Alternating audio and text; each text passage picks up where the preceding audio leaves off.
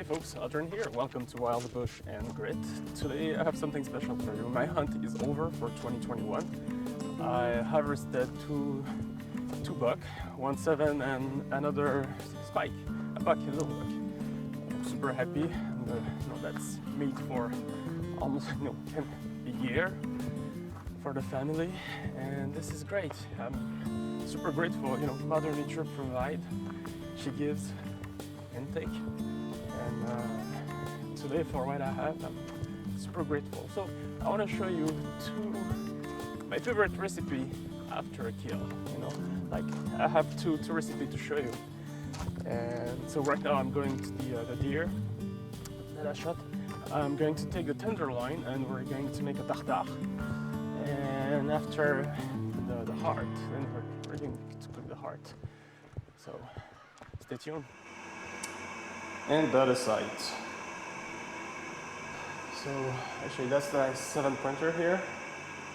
This guy here, 135 pounds. And this is my spike.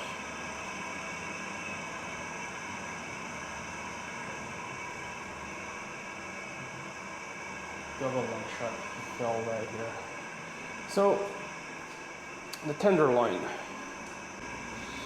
So it's a little bit hard to get to because the buck is very stiff. Please step aside. And yeah, I wanted to show you where, but it's going to be kind of complicated because I'll need to be in front of the camera. So this here is a tenderloin. So here it's inside the rib cage, above the abdomen. And well, but technically inside the rib cage.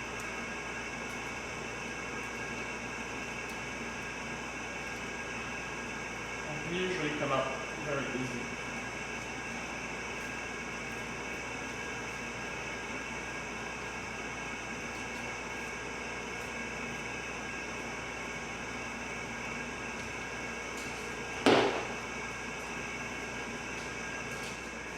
And voila, nice tender filet mignon.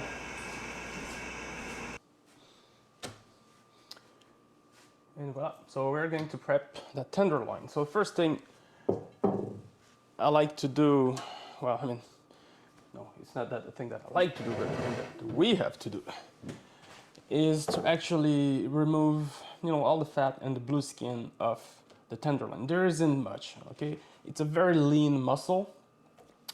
Come closer, I'll show you. Okay. So the first thing you want to do first is remove any blue skin that you have on your piece and trim any, large piece of fat.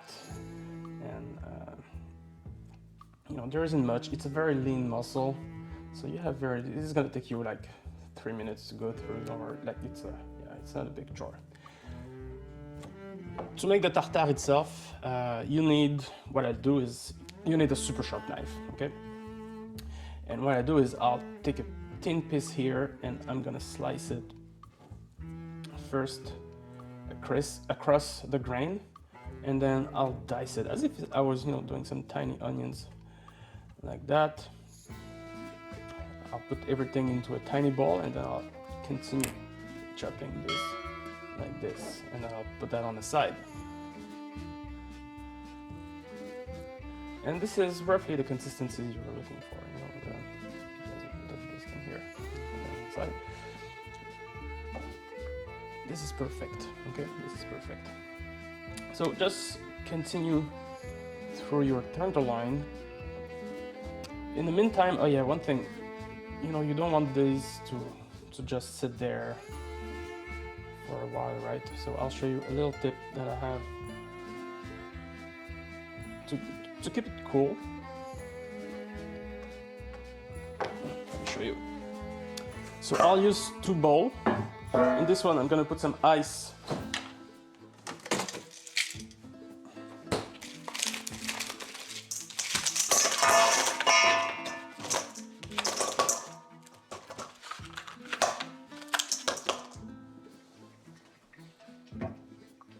Then I put my second bowl in it, and I'll put the meat into that bowl.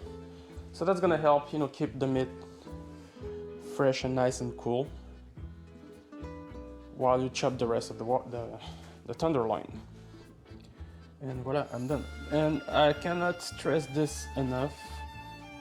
It's super important to use a very, very sharp knife. And the reason is you don't want to crush the meat. Just like sushi and sashimi, when you're slicing the fish, you don't want to crush the meat. You want to slice it, okay? Because you want to maintain the texture of the meat.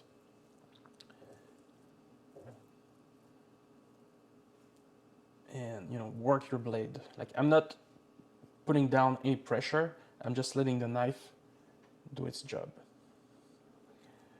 And I'll do mine. All right. So next, I'm going to thin slice an onion. So you want tiny piece, you know, you don't want like too large chunks. You want something that will mix well with the, almost the same size as the chunks of meat that you have. And you put that in your meat. We're almost done here. So to this, I'm going to add about 3 tablespoons of olive oil. There you go. I'm going to add, I'll see how much juice of lemon I have here with this lemon. But I'll add, you know, again, maybe at least 2 tablespoons. But this, you know, it's to taste, folks. Like, here I'm gonna try first with 2 tablespoons of lemon, which is about right. Salt, pepper, and it's better to have not enough and add later than too much, and then, you know, you can't do much once you have too much. A little bit of pepper. Cool. Oh, I do have some chili flakes. That's gonna be nice. One second. Yeah, just a pinch of chili flakes. Not too much. And then that's it. You just mix it.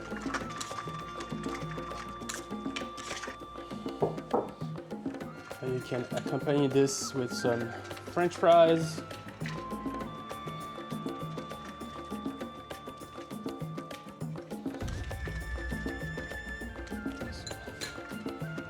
Taste here.